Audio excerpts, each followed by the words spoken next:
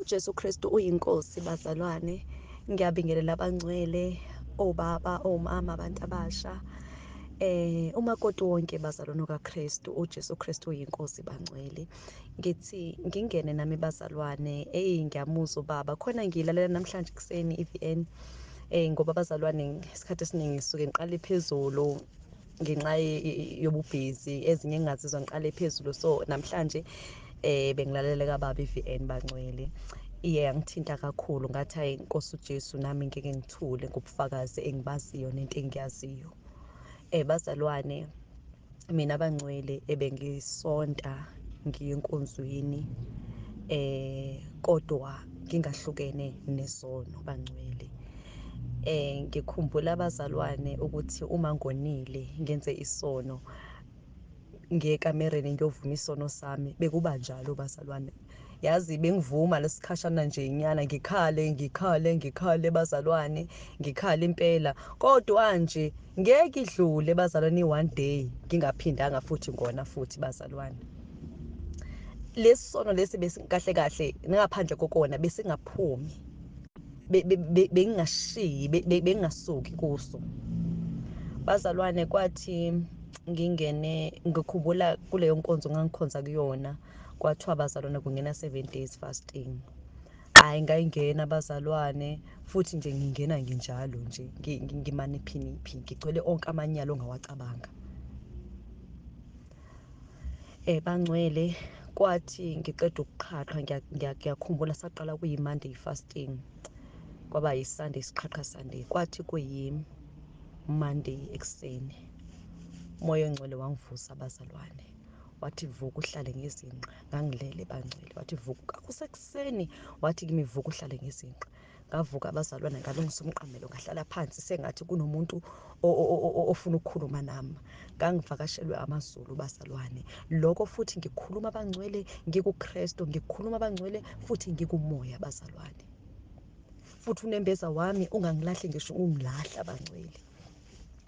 Wangibuza ophezu konke bazalwane, wathi kimi bangcwele, konke lokho kwenzayo ufundiswa ubani?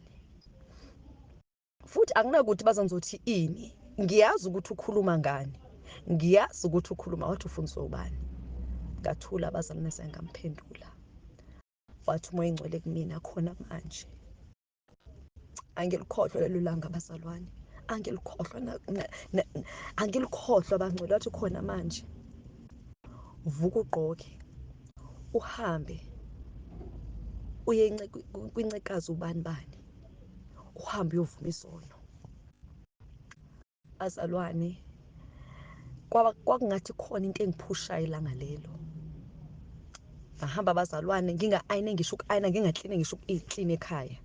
Ngafika bazalwane, kwangathi kunomuntu ongidlalela i-TV, ngivuma izono zami, ngazivuma bazalwane. Uyezwa bangcwele ukuthi ngithi wathi uNkulunkulu kimi,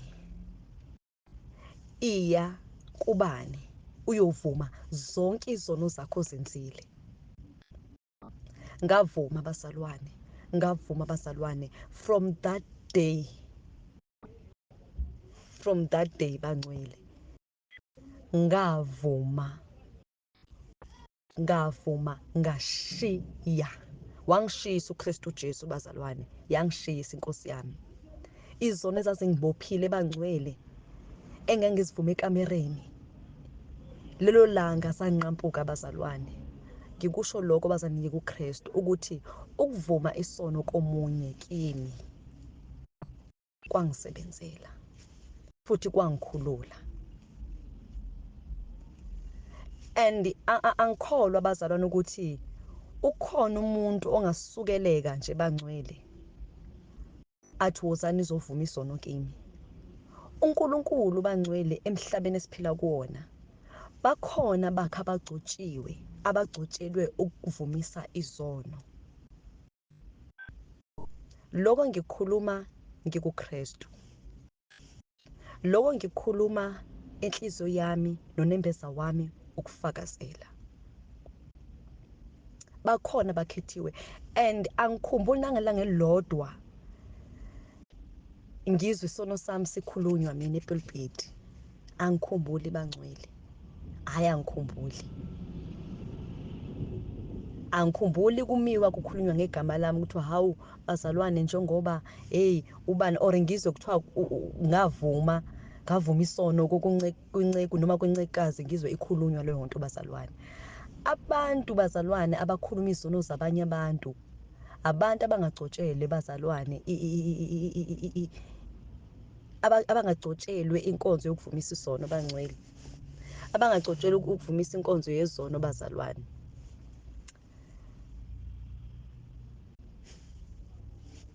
So bazalwane nje ngingena abangcwele ngikuKristu nami Nkosi yami.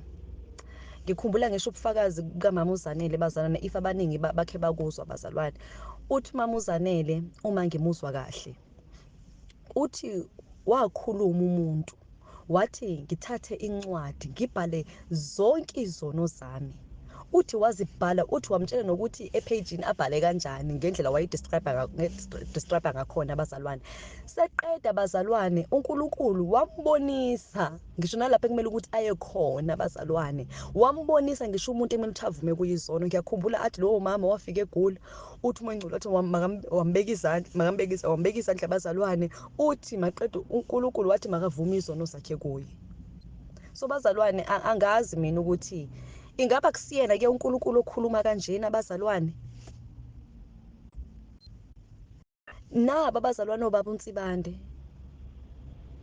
uNkulunkulu uyakhuluma nabo bazalwane, ayiphumi kubo lento, ayiphumi kubo bazalwane. Yebo izwi ngiyawuzwa ubaba uyakhuluma ngempela, izwi uthini izwi liyasho bazalwane, futhi angiphiki futhi angisoze ngaphikisana nezwi. Kodwa bazalwane siphiwe umoya oyingcwele osifundisa konke, siphiwe umoya oyingcwele osifundisa konke, futhi umoya oyingcwele uyakhuluma nathi bazalwane. Mina ngikaze kube khona umuntu ongidonsayo athi uzovuma izono kimi uNkulunkulu, cha bazalwane. Mina uNkulunkulu ophila kimi, lo ohleli kimi, uyena owangitshela wathi kimi ngiyovuma izono kubani. Futhi namhlanje bazalwane, uma ngaba nento engone ngayo ngisho izono, uma kukhona into engone ngayo bazalwane, ngiyozivuma izono zami ngithi ngigonile. Lo nceko noma incekazi uNkulunkulu egcobile usuke bazalwane emele uKristu, akasho ukuthi unguNkulunkulu, akasho ukuthi futhi unguKristu. Usuke bazalwane ebekwe nguNkulunkulu ukuthi maqeda ukuvuma izono zami bese uyangikhulekisa bazalwane, engicengela. Yebo nami ngiyazincengela, engicengela njengomgcojo kaNkulunkulu. Bazalwane mina ngakhululeka. Siyabaza noma amatekwane bazalwane bekhuluma ngokuvuma isono komunye bazalwane. Kusho ukuthi izono ziyavunywa. Ngingufakazi bangcwele, ngingufakazi bangcwele. Angikhulumi ngento engayitshelwa umuntu, ngakhuluma ngento eyenzeka kumina. uNkulunkulu ngimusha wangilanda bazalwane. Ngingumuntu omusha namhlanje, ngihamba bazalwane ngikhululekile. Ngangilala bazalwane nomfana ngingashadile, ngangihamba izinyanga bazalwane, ngangibukela amanyala nje abantu abalala nayo bazalwane, ngenza yonke imikhubo ongayicabanga. Kodwa namhlanje bazalwane ngokuvuma isono sami kwincekukazi kaNkulunkulu bazalwane, ngazivuma ngizinika phambi kaKristu bazalwane, ngakhululeka. So engingakusho bangcwele ukuthi mina kwangisebenzela, ngikhuluma ngami bazalwane. Angimelene futhi naloko kukhulunywa ubaba, angimelene, kodwa mina engingakusho ukuthi ngakwenza bazalwane, ukuthi uma ngonile ngekamereni kodwa azange ngize ngakhululeka bangcwele. Angisho futhi ukuthi okwenza bakhona abazalwane mhlambe abaye ekamereni ngempela bekhululeke bazalwane, futhi nakubona mhlambe uNkulunkulu bazalwane owathi mabaye ekamereni ekhosombeni lakhe umuntu ahamba yovuma isono. So bangcwele ngithi ake ngidlulise lokho, nami angeke ngize ngakubamba lokho phakathi kimi ngoba kwangisebenzela. Sengikhuthaza nalabo bazalwane abavuma isono komunye nomunye bazalwane, ukuthi uma umoya oyingcwele phakathi kuwe mzalwane wami evuma ukuthi hamba uvuma isono kwinceku noma kwincekazi egcotshwe uNkulunkulu kwenze futhi ukwenzisise mzalwane. Awusuke ungavumi isono kulowo muntu, usuke uvuma isono kuKristu. uNkulunkulu uyibekile inceke. Kufanele bazalwane nokubeka izandla, kufanele nokubeka izandla bazalwane. Udinga inceko noma incekukazi egcotshelwe ukubeka isandla phezu kwakho bazalwane uphile. Asisho ukuthi cha uKristu uyongibeka izandla emfihlakalweni. Lowo muntu usuke emele uNkulunkulu. Sibekwa izandla umuntu emele uKristu Jesu. Asisho ukuthi ulingana naye futhi asisoze samlinganisa. Uma uthole ivangeli leqiniso ungumzalwane, awucompare inceko kaNkulunkulu noKristu. Akubi khona lokho ngoba umuntu omhloniphayo unguJesu. Sisuke sihlonipha uJesu uqobo lwakhe. uNkulunkulu bakhona abantu abagcobile, kungako sinabagcotshwa bakaNkulunkulu abama phambi kwethu besifundisa ngevangeli.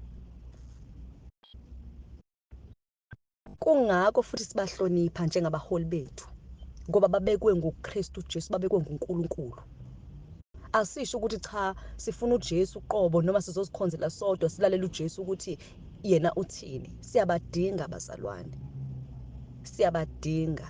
So ngiyabonga abazalwane, ngithi mangidlulise lokho bazalwane ukuthi cha akekho umuntu osidinganisa noNkulunkulu, akekho futhi umuntu ohleli esihlalweni sikaKristu.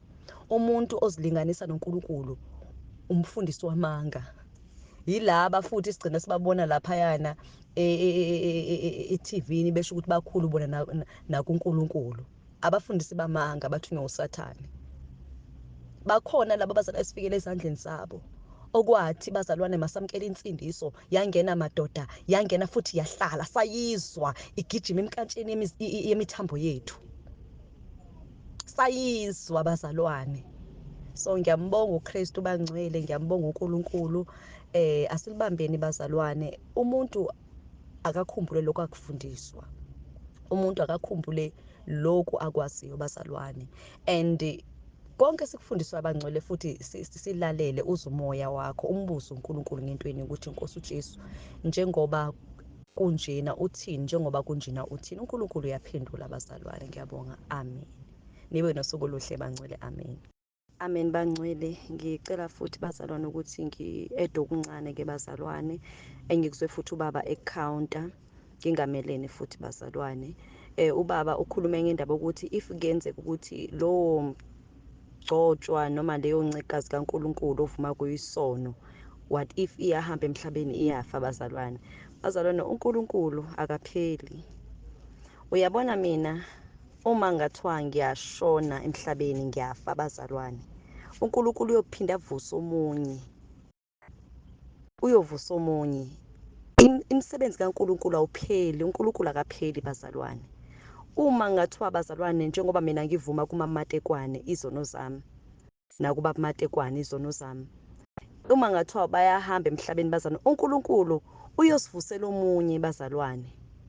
Uma bekhona abavuma ukubaba uNsibande ahamba ubaba uNsibande emhlabeni, uNkulunkulu uyovusa omunye bazalwane. uNkulunkulu akapheli bangcwele. And nabo bazalwane bayazivuma izono kubahlambulukisi. Uyabona, bayazivuma izono kubahlambulukisi. Mina ngikhuluma ngengibaziyo bazalwane, engibabona imihla namalanga bazalwane. Nginokumbona umama Matekwane engena kubaba Matekwane eyovuma isono. And nawe uyasho ngoba vele ufuna ukuthi kungabi nayo lento ukuthi bona bazivuma izono. Athi mina ngivuma kubaba izono zami, nobaba uvuma kimi izono. Uyabona bazalwane. So uNkulunkulu bangcwele akapheli, engakusho uNkulunkulu akapheli. Uyoba khona inginaphakade, azabuye bazalwane ukugoqa umhlaba wonke, akapheli. Uma kuhamba lo emhlabeni kuvusa omunye, uma kuhamba lo emhlabeni kuvusa omunye bazalwane. So bangcwele ngithi nje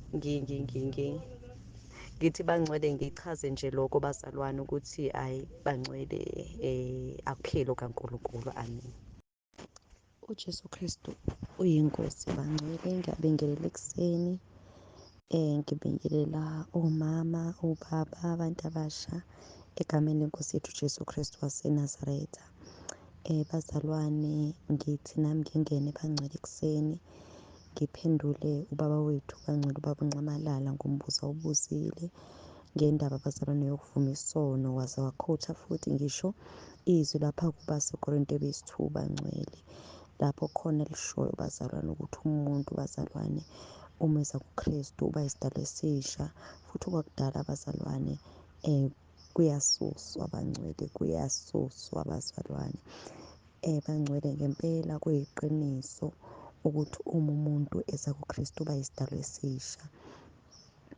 Bazalwane, uma sikholwa kanjena, sonke silandwe ebumnyameni, sonke silandwe ehlazweni, sonke silandwe emanyaleni bazalwane.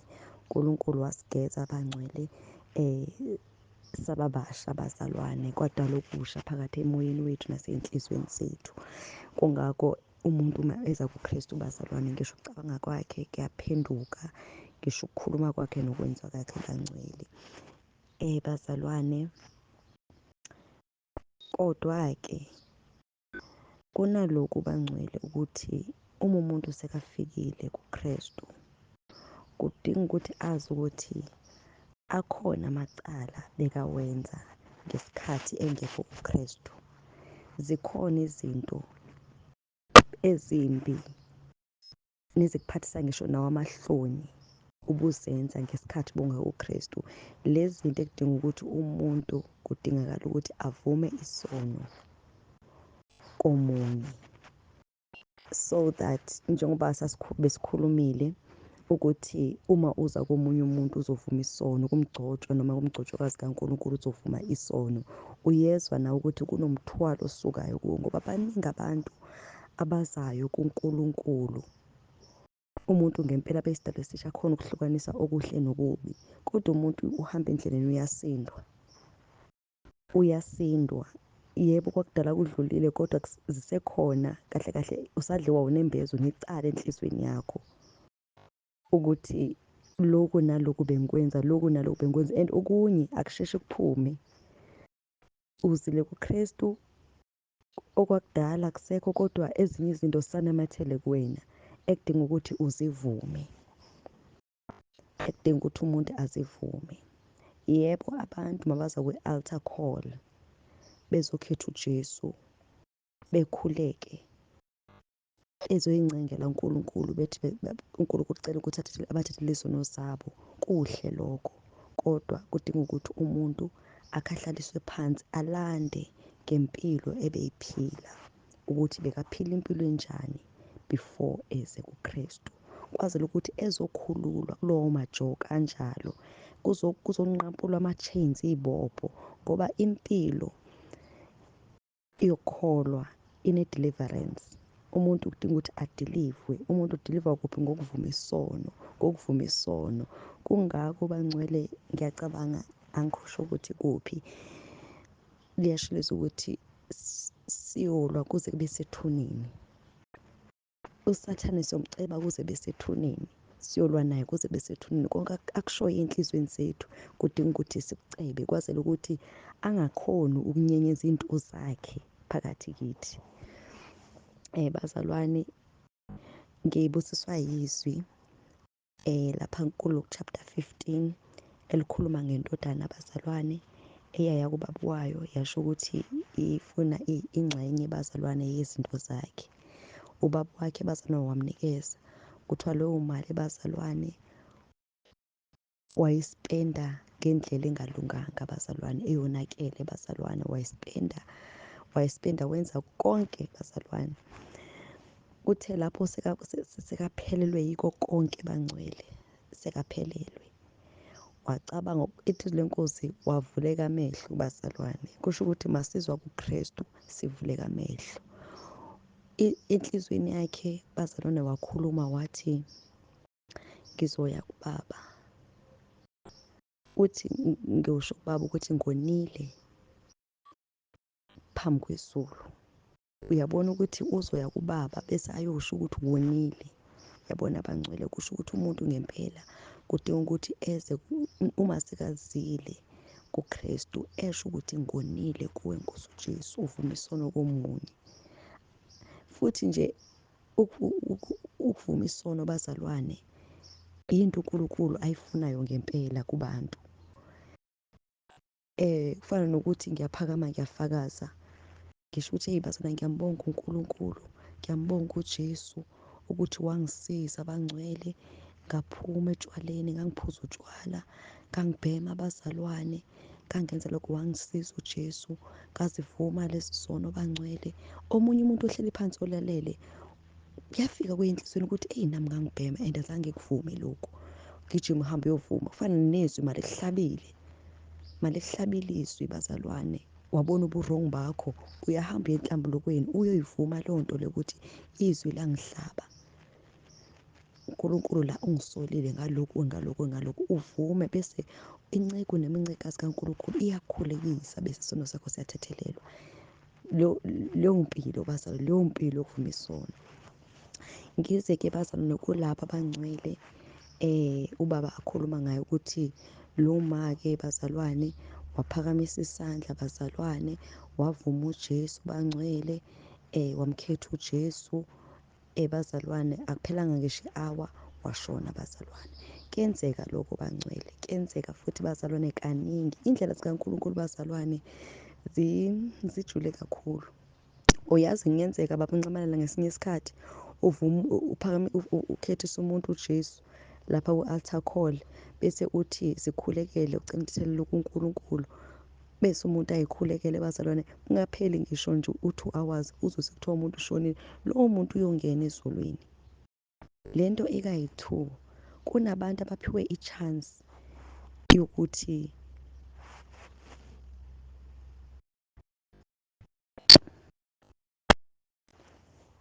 bazalwane yokuthi bavume izono zabo komunye nomunye. Bakhona abaphiwe i-chance, yabona lo kusuke kuwumusa wangempela, lo ufana noweselelesi bazalwane, ukuthi umuntu athi aphakamise isandla bese lapho bangcwele azicelele uNkulunkulu yena ngomlomo wakhe, azivumele izono eyedwa bazalwane, bese ahambe emhlabeni bazalwane. Bakhona abantu abanjalo bangcwele. So indlela zikaNkulunkulu ziphakeme kakhulu, akekho umuntu ongayiqonda, kodwa ekugcina kwami bazalwane ukuthi abantu kudinga ukuthi batshelwe ngesono, bazivume isono bazalwane, ngoba iqiniso sesiyalazi thina manje ukuthi bangcwele umuntu kudinga ukuthi avume isono sakhe. Abantu bakhona uku-explain-elwa njengoba kukhulunywa bazalwane ukuthi siyini isono, yini uNkulunkulu angazithandi. Uma ngizwile la egruphini ukuthi hawu, uNkulunkulu akathandi mangigqoka kanjena, ngiyaphi bazalwane, ngiyenhlambulukweni ngithi uNkulunkulu angithethelele, bengazi ukuthi ukugqoka isiketi esinjena bekuveza umzimba wami, bekwenza ukuthi abantu bavukelwe yinkanuko, yabona konke, bese uyathatha lezi zinto hambe uyoyishisa bazalwane, uyayibona. So ezinye izinto ziyasiza kakhulu bangcwele ukuthi masizizwa bangcwele sihambe siyovuma isono. So ukushumayela ivangeli lokuvuma isono bangcwele kubaluleke kakhulu, abantu bangafihleli ukuthi kudinga ukuthi bavume isono. Yebo, kuhle lokhu abakwenzayo ukuthi noma ku-altar call bangcwele bazikhulekele bazalwane, then bafundiswe endlini, ngoba umuntu uyafundiswa endleleni. Amen bangcwele.